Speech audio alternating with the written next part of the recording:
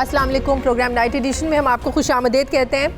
नाज़रीन, हुकूमत और पीडीएम के दरमियान सियासी लड़ाई अब कानूनी जंग में बदल रही है। बज़ाहिर हुकूमत को सियासी महाज के साथ साथ कानूनी महाज पर भी शिकस्त का सामना करना पड़ रहा है। तमाम तर कोशिशों के बावजूद हुकूमत यूसुफ रज़ा गिलानी की कामयाबी का नोटिफिकेशन रुकवाने में नाकाम हो चुकी है। आज इलेक्शन कमीशन ऑफ पाकिस्तान ने सेनेट इंतखाबात में तहरीक इंसाफ की तरफ से यूसुफ रज़ा गिलानी की कामयाबी का नोटिफिकेशन रोकने की इस्तदा को मुस्तरद कर दिया। ताहम नाअहली की दरख्वास्त को 22 मार्च को समाअत के लिए मुकर्रर करते हुए यूसुफ रज़ा गिलानी, अली हैदर गिलानी को नोटिस जारी करने का फैसला किया है। इलेक्शन कमीशन ने पीटीआई के दरख्वास्त गुजारों को यह हिदायत की कि वीडियो स्कैंडल में नजर आने वाले अफराद को दरख्वास्त में लाजमी फरीक बनाया जाए। दौरान समाअत पीटीआई के वकील ने कहा कि जब हक़ाइक़ तस्लीम शुदा हों तो फ्रांसिक की ज़रूरत नहीं होती। फौजी अरशद को हफीज़ शेख से ज़्यादा वोट पड़े, जिस पर इलेक्शन कमीशन के रुकन पंजाब बोले कि यही तो जमहूरियत और खुफिया वोटिंग का हुस्न है। इस पर पीटीआई के वकील ने जवाब दिया कि जमहूरियत के इसी हुस्न की वजह से पैसों के बरीफ केस चले। इलेक्शन कमीशन के रुकन अल्ताफ़ कुरैशी ने कहा कि बदकिस्मती से हम अपने ही बंदों को कह रहे हैं कि बिक गए। कल भी अली हैदर गिलानी की वीडियो देखी और पूछा था नजर आने वाले कौन हैं? रिश्वत से मुस्तफीद होने वाले असल मुल्जिम हैं। अली हैदर गिलानी की वीडियो में नोटों की चमक नहीं थी। एक तरफ नाज़रीन, इलेक्शन कमीशन के फैसले पर पीटीआई की रहनुमा मलिका बुखारी ये कहती हैं कि आज पाकिस्तान तहरीक इंसाफ नहीं हारी बल्कि पाकिस्तान की आवाम हारी है, तो दूसरी तरफ आज इस्लामाबाद हाई कोर्ट ने भी पीटीआई की तरफ से यूसुफ रज़ा गिलानी की सेनेट में कामयाबी का नोटिफिकेशन रोकने और अली हैदर गिलानी को बतौर रुकने सूबाई असम्बली नाअहल करने की दरख्वास्त को मुस्तरद किया है। दौरान समाअत इस्लामाबाद हाई कोर्ट के चीफ जस्टिस अतर मिनल्ला ने इस्तफसार किया कि अली नवाज अवान साहब, आप बड़े अच्छे और बासलाहियत अवामी नुमाइंदे हैं, आप ऐसी दरख्वास्तें यहाँ क्यों लेकर आते हैं? इस मौके पर ये रिट काबिल समाअत नहीं है। गैर ज़रूरी तौर पर अदालतों में सियासी मामलात लाना ठीक नहीं है। आपका केस इलेक्शन कमीशन में चल रहा है, पहले उसी फोरम को इस्तेमाल करें। एक तरफ पीटीआई यूसुफ रज़ा गिलानी का रास्ता रोकने की कोशिशों में मसरूफ़ है, तो दूसरी तरफ इलेक्शन कमीशन ने यूसुफ रज़ा गिलानी और फैसल वाउडा समेत 48 नौमुंतखब सेनेटर्स की कामयाबी का नोटिफिकेशन जारी कर दिया है। सेनेट इंतखाबात से हटकर अब अगर हम ज़िमनी इंतखाबात की बात करें तो आज सुप्रीम कोर्ट ने कौमी असम्बली के हल्का NA-75 डस्का के ज़िमनी इंतखाब से मुतालिक पीटीआई की हुक्म इम्तनाई की दरख्वास्त को मुस्तरद कर दिया है। दौरान समाअत जस्टिस उमर अता बंदयाल ने रिमार्क्स दिए कि हमने कहा कि इलेक्शन साफ और शफाफ तरीके से होने चाहिए, जबकि जस्टिस सज्जाद का कहना था कि बग़ैर शिकायत के भी इलेक्शन कमीशन कार्रवाई का इख्तियार रखता है। इलेक्शन कमीशन ने किन वजूहात की बिना पर दोबारा इंतखाबात का हुक्म दिया? अदालत ने इलेक्शन कमीशन से इंतखाबात कलअदम करार देने से मुतालिक रिकॉर्ड को तलब किया और डस्का इंतखाबात की रीपोलिंग पर इलेक्शन कमीशन को नोटिस जारी किया है। अदालत ने पीटीआई की दरखास्तों पर समाअत 16 मार्च तक के लिए मुलतवी की। अब एक तरफ सुप्रीम कोर्ट इलेक्शन कमीशन के जवाब का जायज़ा लेने के बाद हुक्म इम्तनाई की दरख्वास्त पर फैसला जारी करेगा, तो दूसरी तरफ आज इलेक्शन कमीशन ने डस्का में ज़िमनी इंतखाब 18 मार्च की बजाय 10 अप्रैल को करवाने का फैसला किया है। अब इलेक्शन कमीशन के मुताबिक इंतखाब के इनकाद को शफाफ और इंतज़ामी उमूर को फूल प्रूफ बनाने के लिए पोलिंग की जो तारीख़ है, इसलिए इसको बदला गया है। अब एक तरफ डस्का में ज़िमनी इंतखाबात की तारीख़ तब्दील करने पर एतराज़ात उठाए जा रहे हैं, तो दूसरी तरफ आज इलेक्शन कमीशन ने NA-75 डस्का के ज़िमनी इलेक्शन का तफसीली फ़ैसला जारी करते हुए कहा है कि 19 फरवरी को होने वाला इलेक्शन साफ, शफाफ और आज़ादाना नहीं था। इलेक्शन कमीशन ने अपने फैसले में यह भी कहा कि 20 पोलिंग स्टेशंस के फॉर्म 45 ताख़ीर से मिले, जो टेम्पर्ड थे। देर से आने वाले प्रिजाइडिंग अफसरान खौफजदा रहे, जो हीले बहाने बनाए। पोलिंग अमले का गायब होना नताइज पर शकूक व शुबहात पैदा करता है। अब एक तरफ पीटीआई की क़यादत से कानूनी और सियासी महाज पर शिकस्त बर्दाश्त नहीं हो रही है, तो दूसरी तरफ गुज़श्ता रोज़ एक टीवी इंटरव्यू के दौरान शिबली फराज ने कहा कि ये नहीं हो सकता कि अपोजिशन कानून की खिलाफ वर्जी करे और हम अपने हाथ कानून के साथ बांधे रखें। अब बाय द बुक नहीं चलेंगे। सादिक संजरानी को चेयरमैन सेनेट बनाने के लिए हर हरबा इस्तेमाल करेंगे। ताहम शिबली फराज तो आज अपने इस बयान पर उन्होंने वजाहत पेश भी की है, जिसे हम हमेशा तहरीक इंसाफ का U-टर्न कहते हैं। मगर सवाल ये है कि आखिर हुकूमत यूसुफ रज़ा गिलानी से इतनी खौफजदा क्यों है? क्यों हुकूमत सियासी और कानूनी महाज पर अपनी शिकस्त को तस्लीम करने को तैयार नहीं है? मैं बात करूंगी, मुझे तहरीक इंसाफ के रहनुमा फ़ारूक हबीब साहब ज्वाइन कर रहे हैं। अस्सलाम वालेकुम, बहुत बहुत शुक्रिया फ़ारूक साहब आपका। फ़ारूक हबीब साहब, यूसुफ रज़ा गिलानी की कामयाबी का नोटिफिकेशन तो आप लोग नहीं रुकवा सके, मुस्तरद कर दिया गया इलेक्शन कमीशन की तरफ से भी। कल शिबली फराज साहब ने कहा, ऑल्दो उन्होंने आज उसकी क्लैरिफिकेशन भी दी कि हम जीत के लिए हर हरबा इस्तेमाल करेंगे, इसका ये मतलब नहीं है कि हम कानून के साथ अपने हाथ बांध लें और दूसरा फरीक जो चाहे मर्जी करता फिरे। अगर सिर्फ हम नंबर्स के लिहाज से बात करें तो जीत तो ऑपोजिशन की बनती है, ऑपोजिशन ही बज़ाहिर नंबर्स को देखते हुए लगता है कि वो अपना चेयरमैन सेनेट मुंतखब करवाने में कामयाब हो जाएगी। आप इतने पुरुमीद कैसे हैं, कहां से नंबर पूरे करेंगे आप लोग? बात तो यह है कि यूसुफ रज़ा गिलानी की आज जो दरख्वास्त है नाअहली की हमारी, वो समाअत के लिए उन्होंने कबूल कर ली है, इनको नोटिस जारी कर दिए हैं। यानी उसकी बुनियाद क्या थी कि उनके साहबजादे वोट की खरीदो फरोख्त करते हुए उनकी वीडियो सामने आ गई, जिसको उन्होंने खुद तस्लीम किया। लिहाजा अब तो यूसुफ रज़ा गिलानी जो हमें अखलाकियात का दर्स पढ़ाना शुरू इन्होंने किया हुआ है, अपोजिशन को अखलाकियात याद आ गई हैं, अब तो उनको अखलाकी तौर के ऊपर कैंडिडेट ही नहीं होना चाहिए। 22 मार्च को मुकर्रर की है, कल को ये नाअहल हो जाते हैं, वोटों की खरीदो फरोख्त साबित हो रही है। इलेक्शन एक्ट का सेक्शन 9 है जिसके तहत हम आज इनको कह रहे थे कि इनकी कामयाबी का नोटिफिकेशन भी रोकें। डस्का में तो आपने रोक दिया था कैंडिडेट का, कोई क्रॉस एग्जामिनेशन नहीं हुई थी, कोई वीडियोस की एग्जामिनेशन नहीं हुई थी। इलेक्शन कमीशन ने अपने इख्तियारात का इस्तेमाल किया, यहां भी हमने इख्तियारात के इस्तेमाल करने की दरख्वास्त की थी, उन्होंने हमारा जो आदी प्ली थी नाअहली की वो मंजूर उन्होंने कर ली। समाज के लिए इनको नोटिस जारी कर दी है। इनका क्या, उनसे कोई पूछगिछ नहीं बनती? तो उनके तो शादिया सुन लेना, उन्होंने तो आज अपने बयाने हल्फी इलेक्शन कमीशन के अंदर जमा करवा दिए हैं। हाँ। वो तो सामने आने को भी तैयार हैं, लेकिन यह कहां पर छुपे हुए हैं? ये जो सिंध हुकूमत का फंड लगा रहे थे, जिसको इन्होंने ओपनली तस्लीम भी किया, जिसकी कन्फेशन इन्होंने खुद की। आसिफ अली जरदारी कह रहे हैं मुझे 20 वोट कम पड़े, शायद खान कह रहे हैं मुझे 40 वोट हमें कम पड़े, ये 4 लोग तो सामने आ गए, टिकटें चली हैं। ये 4 लोग सामने आ गए, उन 16 लोगों का क्या करें जिनको वजीर आजम ने बिकाऊ कहा? उनको तो ढूंढ ले पहले। तो सवाल शादिया यही तो सवाल है, यही तो मामला हल हमने करना है कि अगर ये ओपन एंड ट्रेसेबल बैलेट कानून की मुखालफत ना करते, जिसकी ये खुद हमायत करते रहे हैं, इसके ऊपर बड़ी बात हो चुकी हुई है। आज अगर ये उसकी हमायत की होती तो आज ये मामला जड़ से ठीक हो जाता। आज हम 16 लोगों की बात ना कर रहे होते, हमने तो 20 लोग निकाले हैं। अब हमने ये खरीदारी करते रहेंगे इसी तरह सारी जिंदगी, हम लोगों को बाहर निकालते रहेंगे। ये कौन सी मंतक है, ये कौन सी लॉजिक है, ये कौन सी दलील है? हम कहते हैं कानून को ठीक करें, इसको जड़ से ठीक करें। पता था इस कौमी असेंबली में बिकाऊ लोग बैठे हुए हैं, तो वोट ऑफ कॉन्फिडेंस लेना भी बनता नहीं था। एक मिनट, नहीं, देखें, जहां रही बात वजीर आजम ने, यहां पर तो कोई काउंसलर की सीट नहीं छोड़ता। वजीर आजम ने तो अपनी वजारत उज़्मा की सीट को खतरे में डाला। उन्होंने कहा कि भाई जिसने आके इख्तलाफ करना है ना, खुल के मेरे साथ इख्तलाफ कर लेना। वो फिर किधर गई? फिर पीडीएम भाग गई, पीडीएम छुपती फिर रही थी, उनको मुंह छुपाने की जगह नहीं मिल रही थी, बाइकआउट करके छुप के भाग के चले गए, क्योंकि वोट ऑफ कॉन्फिडेंस में खुफिया बैलेटिंग नहीं थी। वहां पर हाउस डिवाइड होना था 2 हिस्सों में, वहां पर लोगों को ओपन होकर सामने आना था।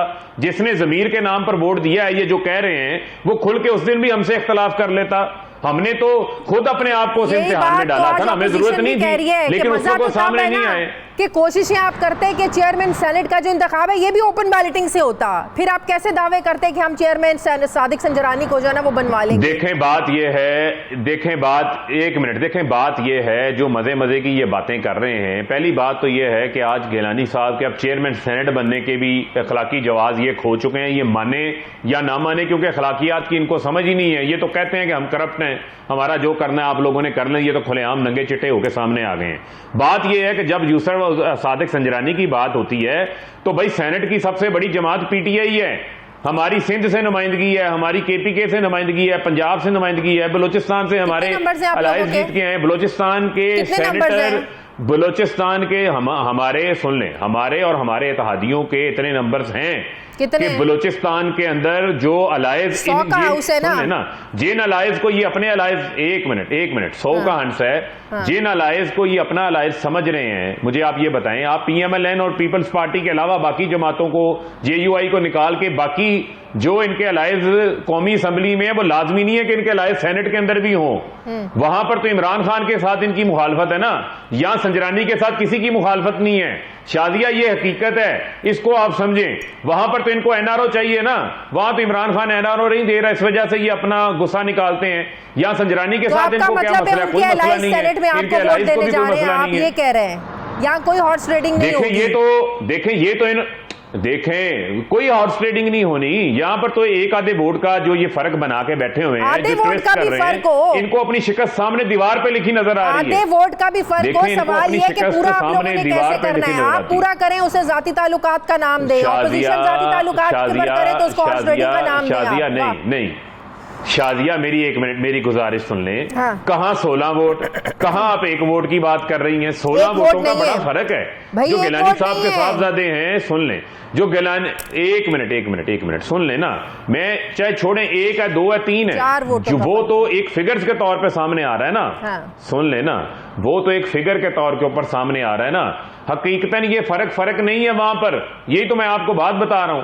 आप कौमी असम्बली को, सेनेट के इंतखाबात को अलग देखें और चेयरमैन सेनेट के इंतखाब को अलग देखें। वहां पर ऑलरेडी पहले से मुंतखब सेनेटर्स भी मौजूद हैं। कैसे लग देखना पड़ेगा आपको। करके बताएं ना। डार साहब ने देना नहीं है, वो यहाँ है नहीं है, जमात इस्लामी ने आप लोगों को देना नहीं है। बताएं, नंबर्स पूरे करके बताएं।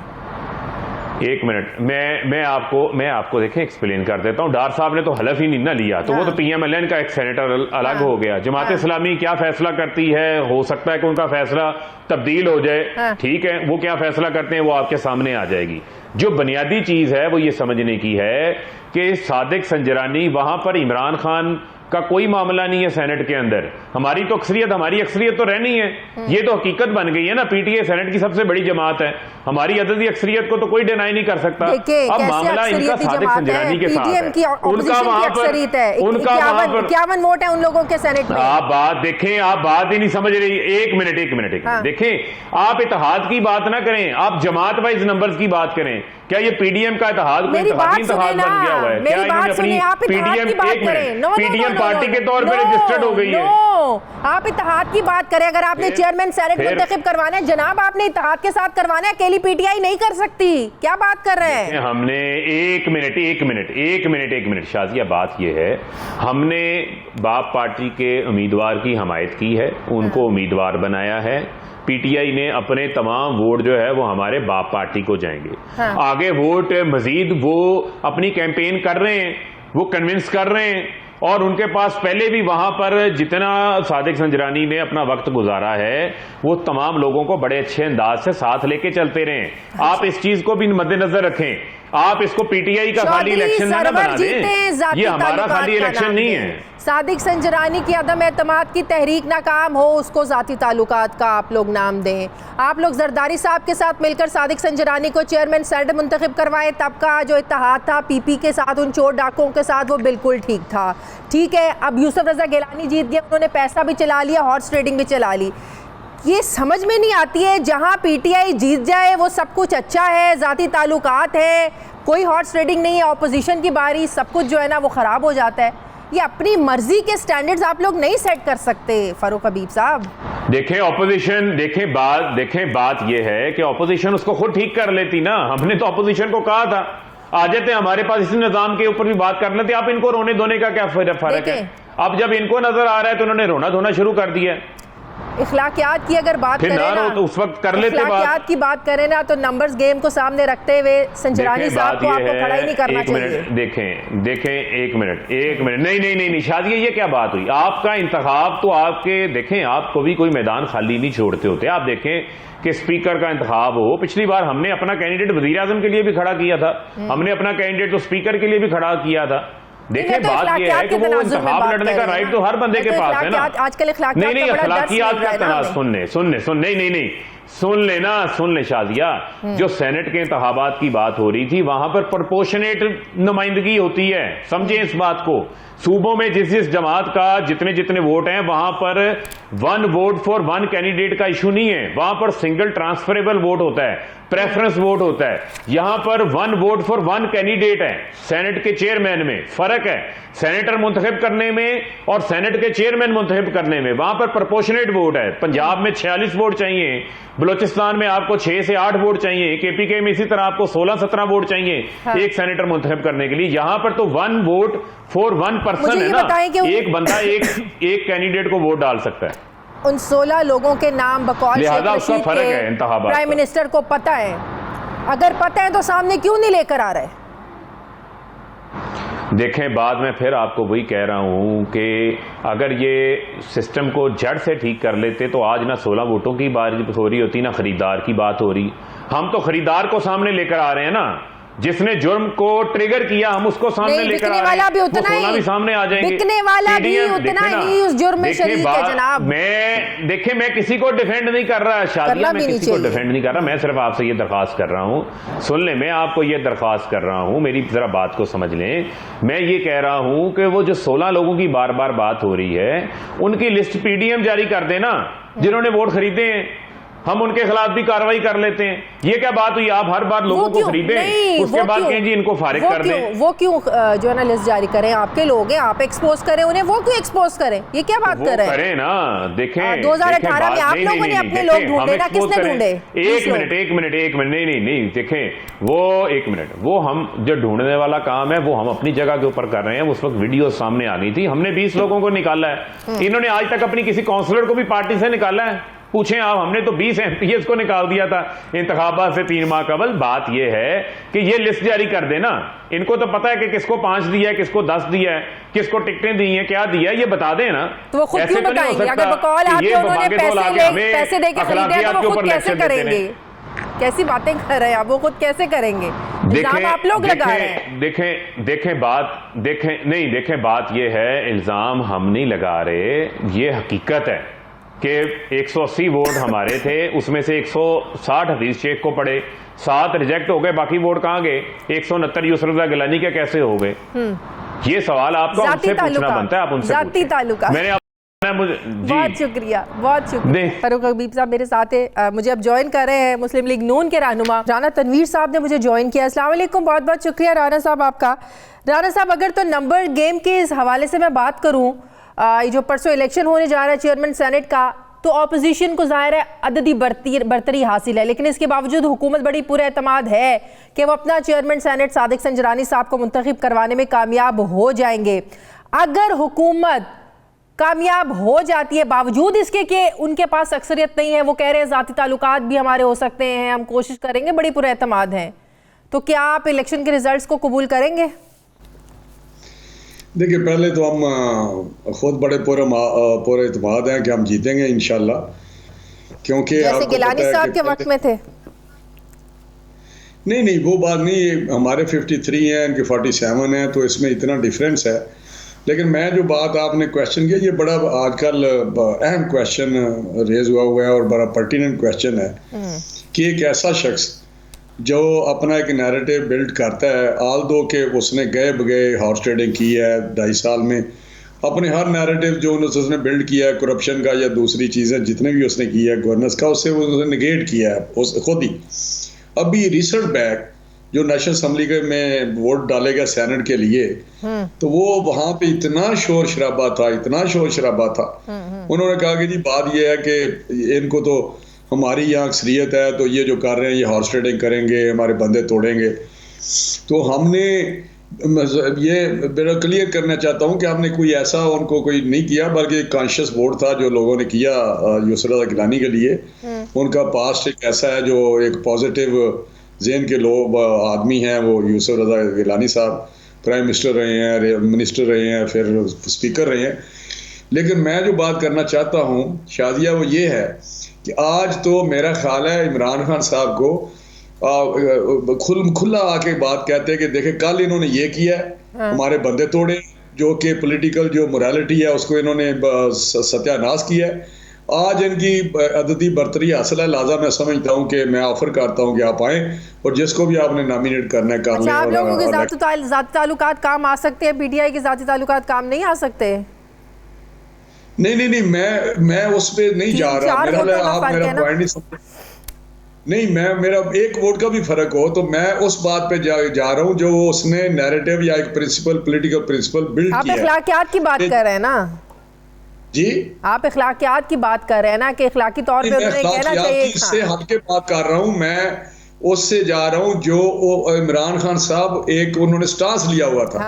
उनका स्टांस यह था कि अद्दी अक्सरियत हमारी है और हमें इस हिसाब से हमारी सीटें आनी चाहिए, चाहे वो फेडरल सीट हो चाहे प्रोविंशियल सीट्स हो। तो फिर अददी एतबार से तो शेख साहब को जीतना चाहिए था ना, हफीज शेख को जीतना चाहिए था ना अददी एतबार से। क्या बात कर रहे हैं आप? फिर बिल्कुल आप ठीक बात कर रही हैं, लेकिन मैं और बात कर रहा हूं। हम कहते हैं हम पॉलिटिकल लोग हैं, हम समझते हैं कि ये इलेक्शन है, सीक्रेट बैलेट से और कॉन्शियस वोट करें। हाँ। अगर आज भी कोई करना चाहता है सेनेट में चेयरमैन के लिए तो करे, लेकिन मैं और बात कर रहा हूं, शायद मैं समझा नहीं पा रहा या आप जानबूझकर समझ नहीं रही या उसको टेकअप नहीं कर रही कि एक ऐसा शख्स जो एक पॉलिटिकल पार्टी का हेड है, जो प्राइम मिनिस्टर भी है इस वक्त, उसने ये स्टांस लिया हुआ था। ये बात नहीं कि 2 साल पहले या 1.5 साल पहले या साल पहले उसने लिया था, अभी 4-5 दिन में जब असेंबली में इलेक्शन हुआ।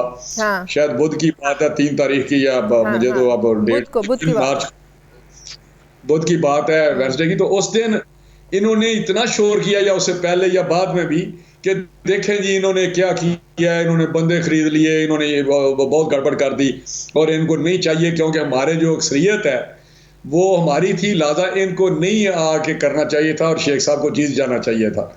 लेकिन मैं समझता हूं कि वही जो स्टांस उनका है, वही नैरेटिव जो उनका है, वही जो प्रिंसिपल उन्होंने लिया हुआ है, वो यहाँ पे लागू करते और उनकी हाई मॉरल ग्राउंड पे आज मेरा वो खड़े होते और वो लोग उनको शाबाश भी दे रहे होते, आप भी शाबाश दे रहे होते। हाई मॉरल ग्राउंड से वज़ीर आज़म पर ये अप्लाई होते हैं, कोई ऑपोजिशन पे भी होते हैं कि नहीं होते हैं? हाई मॉरल ग्राउंड तो फिर आप लोगों को इस्लामाबाद के इलेक्शन में लेने चाहिए था ना, फिर मुस्तफा रज़ा गिलानी का जीतना बनता ही नहीं था।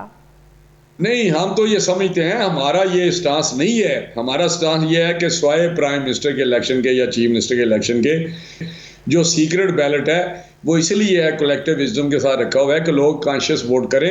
हाँ। अगर उनको एक शख्सियत मुझे ये बताएं, अगर संजरानी साहब जीत जाते हैं, हाँ। क्या करेंगे आप लोग? नहीं, हम ठीक है, हम ये कहेंगे कि हमने जो इल्जाम हम पे भी था, आज इन्होंने आउटस्टैंडिंग की है। और ये देखें, हम उतना पॉलिटिकल जो प्रिंसिपल है या स्टांस है हमने नहीं लिया हुआ। हम तो एक पॉलिटिकल लोग हैं, हम समझते हैं कि चाहे लोकल पार्टीज के इलेक्शन हो वहां जोड़ तोड़ होता है, काउंसलर को हम इधर उधर करते हैं, दूसरे मुखालफ भी करते हैं। नेशनल असेंबली में इन्होंने, प्रोविंशियल असेंबली में हमारी एक अक्सरियत थी। हाँ। यहाँ majority party, single majority party थी पंजाब में, लेकिन वहां से 25-30 बंदे इन्होंने जो इंडिपेंडेंट थे वो जाके उठाए। तो ये बात आप, मैं वो बात कर रहा हूँ, हमारा प्रिंसिपल देखना है तो आप पीछे जाएं। KPK में इनकी सिंगल मेजॉरिटी पार्टी थी, अक्सरियत नहीं थी वहां पे वाजिया, हमने इनको कहा बनाए। इसी तरह आजाद कश्मीर में हमने जेस्चर दिया, मियां नवाज शरीफ साहब ने, हर जगह हमने जेस्चर दिए हैं कि एक हमने राना साहब 26 मार्च का लॉन्ग मार्च क्या अभी भी इस हुकूमत को घर भेजने के लिए ही है? घर भेजकर ही आएंगे हुकूमत को आप लोग? देखिए जी, हमने एक PDM के अम्ब्रेला तले एक मूवमेंट शुरू की है। हमें उस वक्त तक ये मूवमेंट चलती रहेगी जब तक इमरान खान साहब या PTI की गवर्नमेंट या इस गवर्नमेंट से छुटकारा हासिल नहीं किया जाता, क्योंकि हम समझते हैं कि इसके लिए हमें आगे बढ़ना चाहिए। इस वक्त जो मुल्क का हाल किया है ना 2.5 साल में, जिस तरह अदारों को तबाह कर दिया है, जिस तरह करप्शन के चर्चे हैं, जिस तरह बैड गवर्नेंस पंजाब में है, फेडरल गवर्नमेंट पे है, वो आपके सामने है सारी चीज़ें। लिहाजा ये हमारा हर तरह से फ़र्ज बनता है एज ए अपोजिशन कि हम आगे बढ़ें और जो भी हमें कॉन्स्टिट्यूशनल ऑप्शंस हैं, चाहे वो मूवमेंट का है, चाहे वो पीसफुल धरनों का है या पीसफुल लॉन्ग मार्च का है, वो करें और इससे छुटकारा हासिल पंजाब में भी तब्दीली चाहते हैं आप लोग? बुज़दार साहब से पंजाब में छुटकारा चाहते हैं आप लोग? ये एक क्वेश्चन मार्क है। ये अगर बैड गवर्नेंस वहाँ है तो हम चाहते हैं कि सारी है या नहीं है, ये बात करें ना, अगर बात ना करें ना। पहले आप समझे ना, यह यस नो में तो मैं जवाब नहीं दे सकता। मैं आपको बताऊं कि हम चाहते हैं कि ये सारी गवर्नमेंट PTI की जो है ये फ्रेश इलेक्शन की तरफ जाए। फेडरल गवर्नमेंट, प्रोविंशियल गवर्नमेंट, ये कॉस्मेटिक्स नहीं होगा, पंजाब में हटा दिया, उधर हटा दिया। हम चाहते हैं हम फ्रेश इलेक्शन में जाएं और एक transparent, fair and free election हो, जिसको जो मैंडेट मिले, जिस पार्टी को वो आके गवर्नमेंट बनाए और अपने मंशूर के मुताबिक पाकिस्तान को आगे लेके चले। अब 10 अप्रैल को जो डस्का का इलेक्शन होने जा रहा है, अब कितने पूरी उम्मीद है कि आप लोग ही जीतेंगे? पहले 18 मार्च को होना था, अब 10 अप्रैल को होने जा रहा है, कितने पूरी उम्मीद है आप लोग? पहले भी हम जीते थे, बेशुमार रियासती मशीनरी इस्तेमाल करने के बावजूद बेशुमार तशद्दुद और वाक़यात, क्यों मेरे हमसाये में वो हल्का है, मुझे पता है क्या होता रहा है, लेकिन वो पहले भी जीते थे, अब भी इंशाल्लाह जीतेंगे, बड़ी वाज़ेह अक्सरियत से हम जीतेंगे, मैं आपको बता रहा हूँ। क्योंकि ये जो भी कर लें, क्योंकि लोग इनको नहीं देखना चाहते मज़ीद गवर्नमेंट में, इसमें कोई दूसरी राय नहीं है। ठीक है, बहुत बहुत शुक्रिया। मुस्लिम लीग नून के सीनियर रहनुमा तनवीर हुसैन मेरे साथ थे। अब मुझे प्रोग्राम में एक ब्रेक लेनी है, नाज़रीन वापस आते हैं एक छोटे से वक्फे के बाद।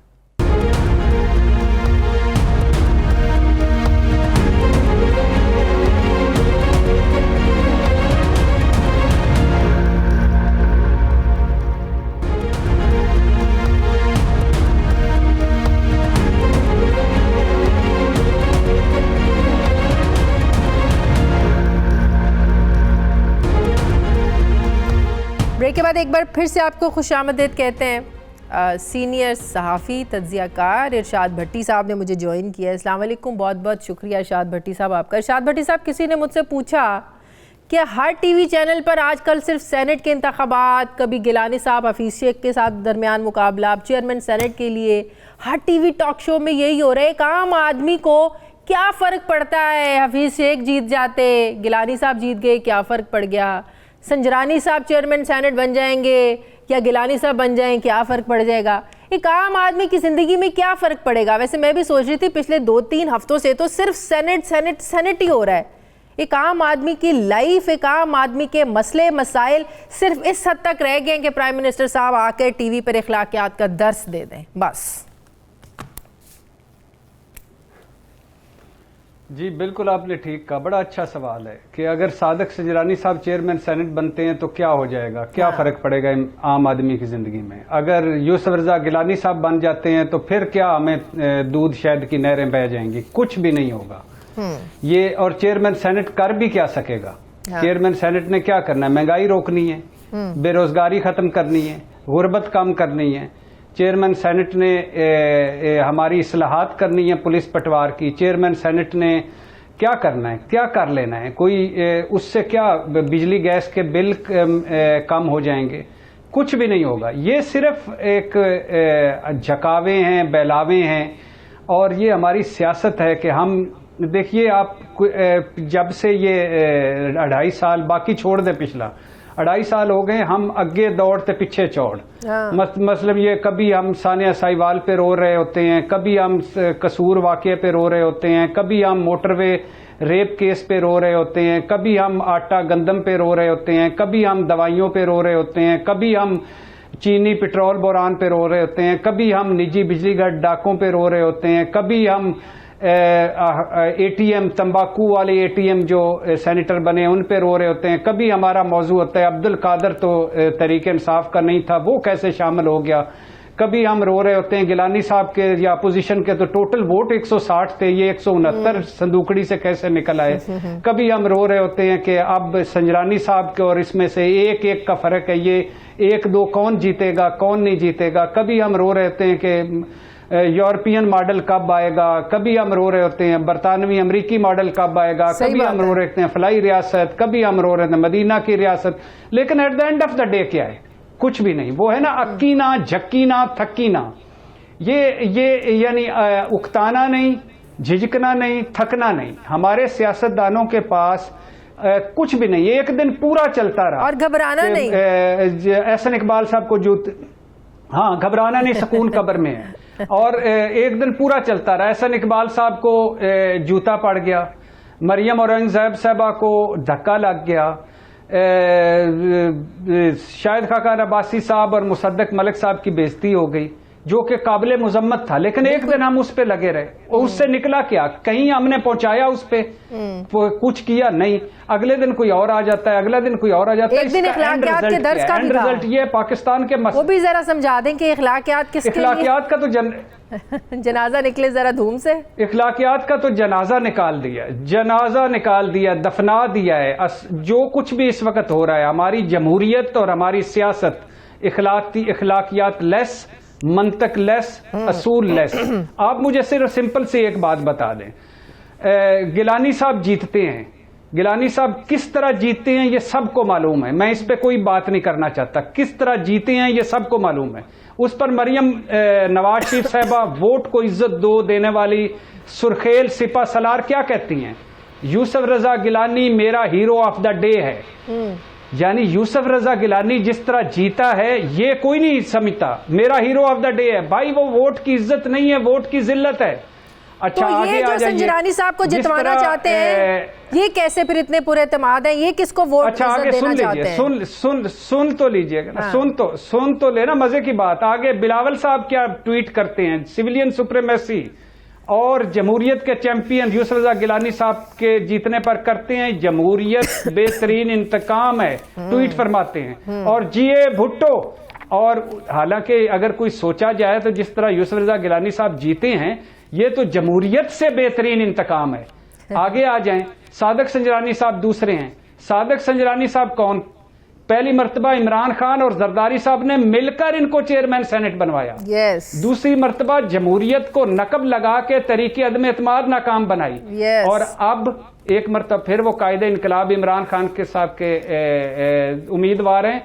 और इसके मजे की बात देखिए कि चेयरमैन सेनेट ईवाने बाला, उसमें अब शिबली फराज साहब ने कहा है कि अगर कोई हाथ से फुटबॉल खेलेगा तो हम भी हाथ से फुटबॉल खेलेंगे, कोई पैसा चलाएगा तो हम भी पैसा चलाएंगे, कोई अनफेयर मीन करेगा तो हम भी अनफेयर मीन करेंगे, कि हम हर कानूनी हरबा इस्तेमाल करेंगे। कल के बाद इतना ज्यादा इसको क्रिटिसाइज कर दिया गया कि उनको कहना पड़ा कि कानूनी हरबा इस्तेमाल करेंगे। कानूनी हरबा ब्रैकेट्स में, इन्वर्टेड कामाज में, कानूनी हरबा, ये हर हरबा इस्तेमाल करेंगे। भाई मैं शिबली फराज साहब, मेरे इमरान खान साहब, आप किस लिए आए थे सियासत में? आपने 22 साल स्ट्रगल किसके लिए की थी? यही सारा कुछ बदलने के लिए। एक चेयरमैन सेनेट, बिलीव मी, एक चेयरमैन सेनेट अगर बन जाते हैं यूसुफ रजा गिलानी तो क्या फर्क पड़ेगा? इमरान खान बड़े हो जाते अगर वो कहते कि ये मेरी वजारत उज़्मा पड़ी, मैं अपने असूलों पर कंप्रोमाइज नहीं करूंगा। तारीख उनको याद रखती है जो असूलों पर कंप्रोमाइज नहीं करते। तारीख उनको याद रखती है जो तारीख की राइट साइड पे खड़े होते हैं। आप अगर सिसिलियन माफिया और गॉड फादरों से सिसिलियन माफिया और गॉड फादर बनकर लड़ेंगे, चोरों से चोर बनकर लड़ेंगे, लुटेरों से लुटेरे बनकर लड़ेंगे तो फर्क क्या हो गया? बिल्कुल यही सही। तो सब कुछ पहले हो रहा था। पंजाब में कोई किसी किस्म की तब्दीली का इम्कान है? बुज़दार साहब के खिलाफ भी बड़ी एक्टिव हुई हुई ऑपोजिशन। जब पिछला PSL हुआ तो मैंने कहा कि लाहौर कलंदर जीतेगा, वो कराची किंग जीत गया।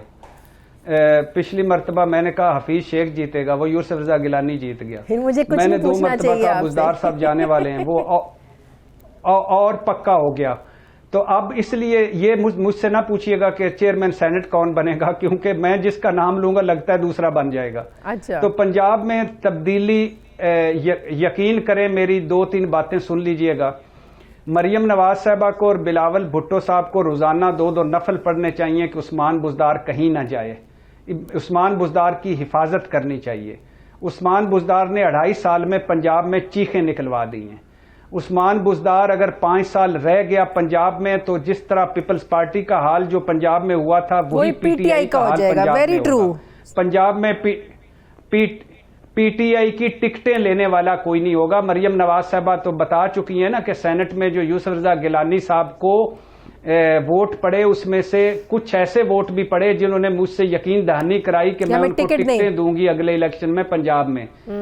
हाँ, तो उस पे मैं इलेक्शन कमीशन मेरे ने आज जो फैसला दिया है कि अल्हम्दुलिल्लाह मेरे इलेक्शन कमीशन ने, तो उस पे भी मैं बसद अदब इलेक्शन कमीशन से भी कहना चाहूंगा इन्ना लिल्लाह व इन्ना इलैहि राजिऊन।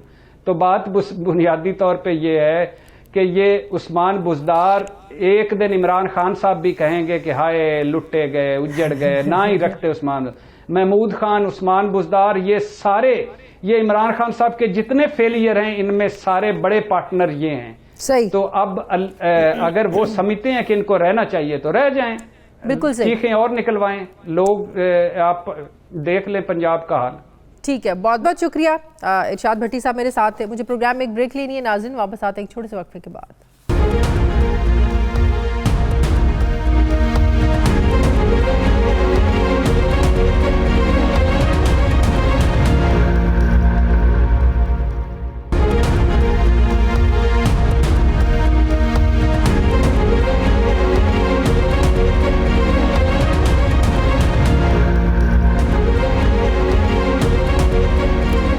के बाद एक बार फिर से आपको खुशामदीद कहते हैं। नाजरीन, अमेरिका ने अफ़गानिस्तान में अमन मुआहदे पर खातिर ख्वाह पेशरफ न होने पर नए इंतखाबात तक तमाम फ़रीक़ैन पर मुश्तमिल निगरान हुकूमत के क़याम की तजवीज़ पेश की है।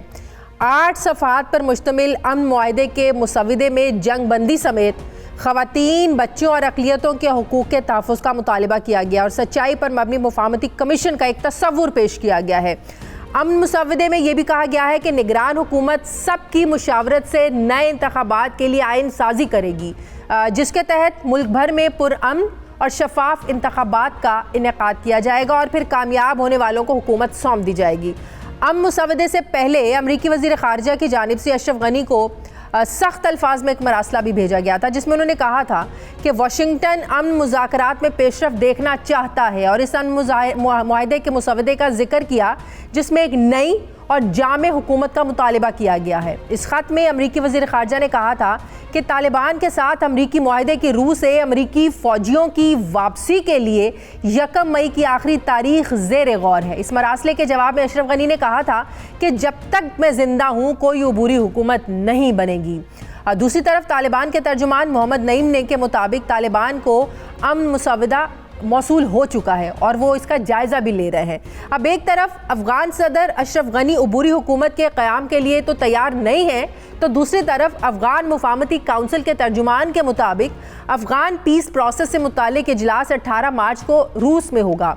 मॉस्को इजलास में अफ़गान सदर अशरफ गनी, चेयरमैन कौमी मुफाहमती काउंसिल, चाइना, अमरीका और पाकिस्तान के मंदूबीन शरीक होंगे। अब तारीख़ हमें ये बताती है कि अमरीका और तालिबान के दरमियान तकरीबन 2 सालों तक जारी रहने वाले इस मुज़ाकरात के बाद 29 फरवरी 2020 को दोहा में अमरीका और तालिबान के दरमियान एक पीस अमन मुआहदा हुआ था। इस मुआहदे के अहम नुकात में से 10 मार्च से बैनुल अफ़गान मुज़ाकरात का इनेकाद था, तशद्दुद में कमी होना थी, मई 2021 तक गैर मुल्की अफवाज का इनखला होना था और अफ़गान सरजमीन को किसी दूसरे मुल्क के ख़िलाफ़ दहशतगर्दी के लिए इस्तेमाल ना होने की यकीन दहानी इसमें शामिल थी। लेकिन गुज़श्ता दिनों नेटो के इजलास में ये इंदिया दिया गया था कि अगर अफ़गानिस्तान में हालात ऐसे ही कशीदा रहे तो इसकी अफवाज इस मुकर्ररा मुद्दत के बाद भी अफगानिस्तान में रह सकती हैं। अब दूसरी तरफ तालिबान ये कहते हैं कि अगर दोहा मुआहदे पर अमल दरामद ना हुआ तो इसके नताइज जो हैं ये संगीन होंगे।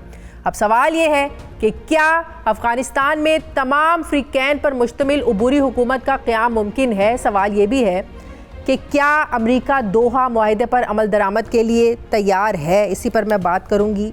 अब मुझे ज्वाइन कर रहे हैं दिफाई तज्ज़ियाकार जनरल रिटायर्ड एजाज अवान साहब। अस्सलाम वालेकुम, बहुत बहुत शुक्रिया जनरल साहब आपका। जनरल साहब, अमरीका जो अफगानिस्तान में अमन के लिए तजवीज़ दे रहा है कि तमाम फ़रीक़ैन पर मुश्तमिल एक अबूरी हुकूमत बनाई जाए, काबुल हुकूमत इनकार कर रही है। आप क्या समझते हैं, इसको ये कहा जाए कि जो 2 सालों से आप डायलॉग कर रहे थे वो नाकाम हो गए, या तालिबान और अमेरिका के दरमियान जो माजी में होता रहा, जिस तरीके से डायलॉग होते रहे, ख़त्म होते रहे, काबुल हुकूमत आड़े आती रही, आपको लगता है ये जो मामला है दोबारा सिफर पर जाकर खड़ा हो गया? Shazia, thank you very much. नहीं, मैं नहीं समझता। मैं समझता हूँ इसमें बेहतरी मुझे नज़र आ रही है। एक तो मुझे ये अब बड़ा वाज़े हो रहा है कि प्रेसिडेंट बाइडन जो है वो 1 मई तक निकलने का इरादा रखते हैं और अमेरिका डिसएंगेज करना चाहता है, क्योंकि पहले वो जो शराइत रख रहे थे वो तमाम तर दबाव तालिबान पर था कि आप पहले सीज फायर करें और मुल्क में अमन की हालत को बेहतर बनाएं, हुकूमत के साथ बैठ के बात करें और फिर हम अमन की तरफ और विड्रॉल की तरफ जाएंगे। लेकिन अब जो उन्होंने 2 बड़ी रियायतों की बात की है, जो तालिबान का मुतालबा था, क्योंकि वो इस हुकूमत में रिप्रेजेंटेटिव नहीं है और इन इंतखाबात में उन्होंने हिस्सा नहीं लिया था। हाँ। तो वो चाहते थे कि एक तो ऐसी इंटरिम नेशनल गवर्नमेंट बन जाए जो नए इंतखाबात कराने से पहले जो आईन में वो तब्दीलियां चाहते हैं वो तब्दीलियां भी कर दी जाएं और नई हुकूमत के तहत फ्रेश इंतखाबात कराए जाएं ताकि क़याम अमन की तरफ बढ़ा जा सके। अब इन दोनों चीजों का इंदिया जब प्रेसिडेंट बाइडन ने दिया है तो इससे एक तो बड़ा मैसेज है अशरफ गनी साहब के लिए कि जो आप चाहते हैं स्टेटस को, जो आप चाहते हैं तालिबान को इक़्तिदार से बाहर रखा जाए, और जो आप चाहते हैं कि अगली टर्म पूरी की जाए, उस तरह के हालात नहीं हैं। 1 मई तक निकलने का इरादा रखते हैं और 2 साल तक जो है वो अमन की तरफ बढ़ा जा सकता है। एक तो अमेरिका निकलना चाहता है और उन्होंने बड़ा दो टोक बता दिया है कि अशरफ गनी साहब इस बात की तरफ आए।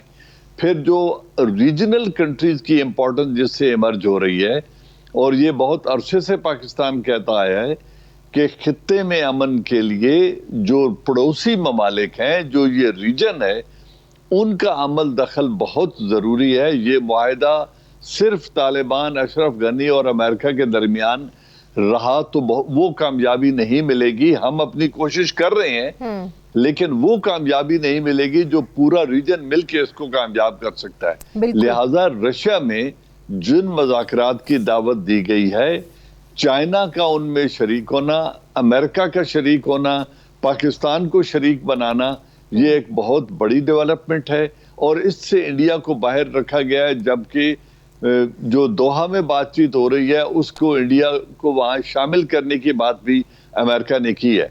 तो अगर रशिया में कोई वो नताइज मिल जाते हैं जो ये सब रीजनल कंट्रीज चाहती हैं, किस किस्म के नताइज? जो तजावीज अमेरिका दे रहा है अशरफ गनी के लिए तो वो तजवीज़ काबिल कबूल नहीं है, वो तो किसी भी अबूरी हुकूमत में शामिल नहीं होना चाहते, तो ये कैसे मामलात फिर आगे बढ़ेंगे? ज़ाहिर है काबुल हुकूमत की मर्जी के बगैर तो कोई नहीं आ सकता। ये भी होगा, अशरफ गनी साहब को ये भी पता है कि अमेरिका अपने जो ट्रुप्स उनके इस वक्त 8-8.5 हजार रहते हैं, उन ट्रुप्स के साथ वो तहफ़्फ़ुज़ वो नहीं मुहैया कर सकते जो अशरफ गनी को चाहिए। अगर ये डायलॉग ब्रेक डाउन कर जाते हैं तो फिर ये 8.5 हजार ट्रुप्स अशरफ गनी की हुकूमत को तालिबान से बचा नहीं सकते। फिर अमेरिका इनको मजीद रीइंफोर्स नहीं करना चाहेगा और हालात को वापस उस तरफ नहीं ले जा सकेगा जिस तरह वो पूरी मतलब क्या आप कह रहे हैं कि काबुल हुकूमत अभी इस काबिल नहीं है कि बिल्कुल तालिबान के रहमो करम पर छोड़ दें और वो हालात संभाल सकें? बिल्कुल नहीं संभाल सकते। उनकी फोर्स तो जिस दिन अमेरिका ने जाने का इंडिया दे दिया और अशरफ गनी ने अगर ताउन न किया तो मेरी जाती राय ये है कि जो अफगान नेशनल आर्मी है वो 15 दिन भी नहीं निकालेगी, वो तो डिसइंटीग्रेट हो जाएगी। अगर अमेरिका ने जाने का इरादा कर लिया और अशरफ गनी ने तालिबान की शराइत ना मानी तो फिर इस जो अंदरूनी खाना जंगी है उसमें इतनी तेजी आएगी कि अफगान नेशनल आर्मी और अशरफ गनी हुकूमत उसको संभाल नहीं पाएगी। बेहतर यही होगा कि अफगान लोगों के अमन के लिए, अफगानिस्तान में क़याम अमन के लिए ये गिव एंड टेक की पॉलिसी पे अशरफ गनी को अमल करना पड़ेगा और नेशनल जो कौमी हुकूमत बनाने की बात हो रही है, कोलिशन फोर्स, एक टेम्पररी आर्जी हुकूमत, उसका क़याम बहुत जरूरी है ताकि शफाफ इंतखाबात। आप समझते हैं कि उनके लिए तालिबान को सियासी प्रोसेस में शामिल करना बहुत जरूरी है? इसके बगैर कुछ भी मुमकिन नहीं है। जिन्होंने 19 बरस तक रेजिस्ट किया है कोalition फोर्सेस को, जिन्होंने हुकूमत को रेजिस्ट किया है, जिन्होंने तमाम तर कैजुअल्टीज उठाई हैं और 19 बरस जंग लड़ी है, वो अभी लॉलीपॉप से तो नहीं मानेंगे। उनकी फोर्स अभी भी इंटेक्ट है। अपने तकरीबन 5000 कैदी वो आजाद करवा चुके हैं। उनको जो रेस्ट और रिकूपरेशन के लिए टाइम चाहिए था वो हो गया है और आगे मौसम खुल रहा है स्प्रिंग ऑफेंसिव की तरफ। जो शदीद सर्दी का वक्त था वो गुजर गया है। तो मेरे ख्याल में अब ये तमाम जमीनी हकायक तालिबान के फेवर में जाते हैं। अगर उन्हें जंग लड़नी पड़ी तो वो नई शिद्दत के साथ अशरफ गनी हुकूमत के खिलाफ ऑपरेशन करने की सलाहियत रखते हैं। लिहाजा बेहतर यही होगा कि उनको एंगेज किया जाए और अमन की तरफ बढ़ा जाए। बहुत बहुत शुक्रिया जनरल रिटायर्ड एजाज अवान साहब मेरे sir, thank you very much. नाज़रीन, मुझे प्रोग्राम में एक ब्रेक लेनी है, वापस आते हैं वक्फे के बाद।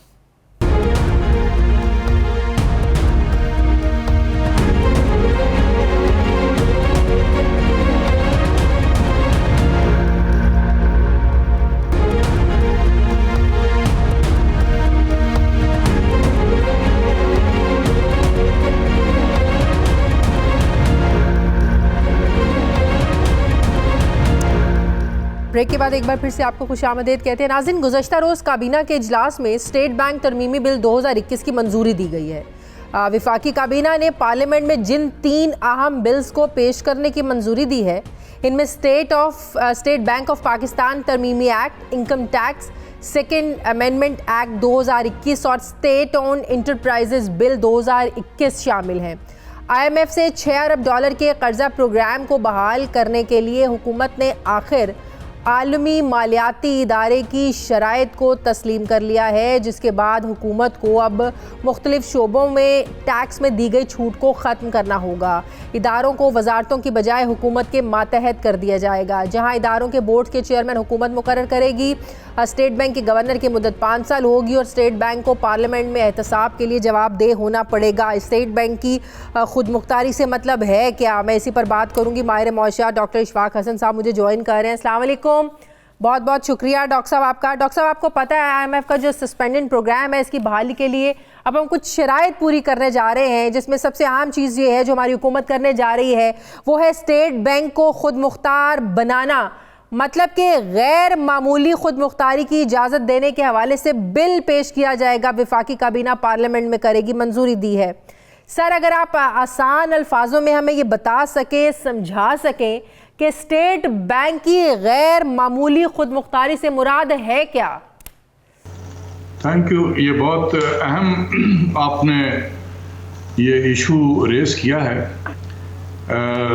एक आम फहम ज़बान में आम पब्लिक के लिए मैं कहूँ कि हम इससे स्टेट विद इन स्टेट बना रहे हैं। अच्छा। रियासत के अंदर एक और रियासत खड़ी कर रहे हैं। देखें, आज़ादी जो है ऑटोनमस और आज़ादी में फ़र्क है। आपको अगर जो आपके नाज़रीन हैं उनको समझाने के लिए कि जो इंडियन ऑक्युपाइड कश्मीर था वो उसको एक ऑटोनमस स्टेटस दिया हुआ था उन्होंने, तो उसमें और एक आज़ाद जम्मू और कश्मीर जो है आज़ादी हो जाए, तो उन दोनों में फ़र्क है या नहीं है? बिल्कुल बिल्कुल।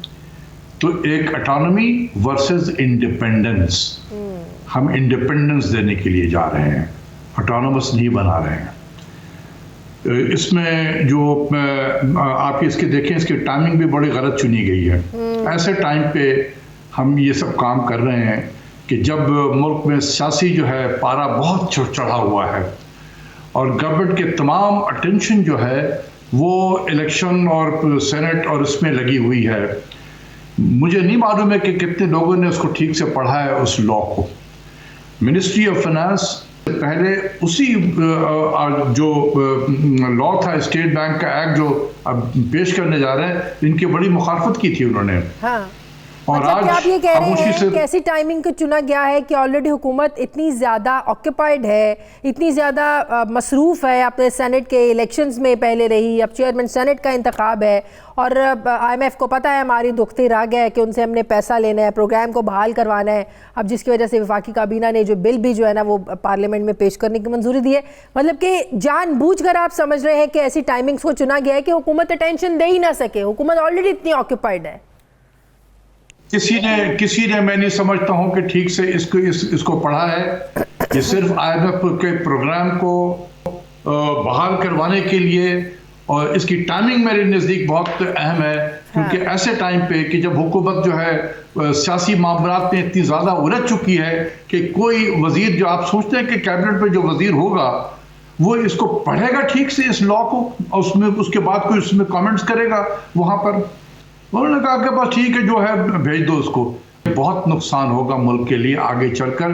हम state with in the state कर रहे हैं। और एक और बड़ी इंपॉर्टेंट चीज डॉक्टर साहब, हफीज शेख साहब, आपको पता है खास कानून साजी के तहत उनको वजीर बनाया गया। अब हम जानते हैं कि जून तक वजीर हैं, उसके बाद भी हो सकता है कोई और हल तलाश करने की कोशिश की जाए। तो आप समझते हैं इसकी ये भी वजह हो सकती है कि हफीज शेख साहब के होते होते उन्हीं के हाथों से ये काम करवा लिया जाए? बिल्कुल, इसमें कोई शक नहीं है, मुझे कोई इसमें शक नहीं है। ये बिल्कुल इसी तरीके से हो रहा है कि जितनी जल्दी हो उसको काम करा लो इनके रहते हुए। एक और इम्पॉर्टेंट चीज सर, वो ये जो इस बिल में तजवीज़ दी गई है कि स्टेट बैंक के governor, deputy governor, board members और दीगर अरकान के खिलाफ जो है नैब और FIA इसको इन्वेस्टिगेट नहीं कर सकेंगे, ये सिर्फ पार्लियामेंट को गवर्नर जवाबदेह होंगे। सर, ये भी बड़ी एक अजीब चीज शामिल की गई है कि इदारों को जवाबदेह नहीं होंगे। वो सवाल नहीं कर सकता। मिसाल के तौर पर जो स्टेट बैंक का गवर्नर चाहेगा कि इंटरेस्ट रेट को उसके नजदीक जो है बेहतर है कि इसको 20% पे ले जाया जाए, वो ले जाएगा। हाँ। आप कुछ नहीं कर सकते उसके खिलाफ में। प्राइम मिनिस्टर चीख के थक जाएगा, कुछ भी नहीं कर सकेगा। हम जैसे लोग चीखते रहेंगे, कुछ भी नहीं हो सकेगा। वो एक्सचेंज रेट को 300 रुपए पर डॉलर पे लेके चला जाए, किसी ने कुछ नहीं करना है उसका। FIA तहकीकात कर सकती है, ना नैब कर सकती है, ना प्राइम मिनिस्टर रोक सकता है, ना हम जैसे लोग चीख ना आप चैनल पर रोक सकेंगी। सही, ठीक है, बहुत बहुत शुक्रिया। माहिर मौशा डॉक्टर इशफाक हसन साहब मेरे साथ हैं। Sir thank you very much. नाज़रीन, हमारे प्रोग्राम का वक्त खत्म हो गया। प्रोग्राम के लिए आप हमें फीडबैक ज़रूर दीजिएगा, अपना ख्याल रखिएगा। मुझे इजाज़त दीजिए, अल्लाह हाफ़िज़।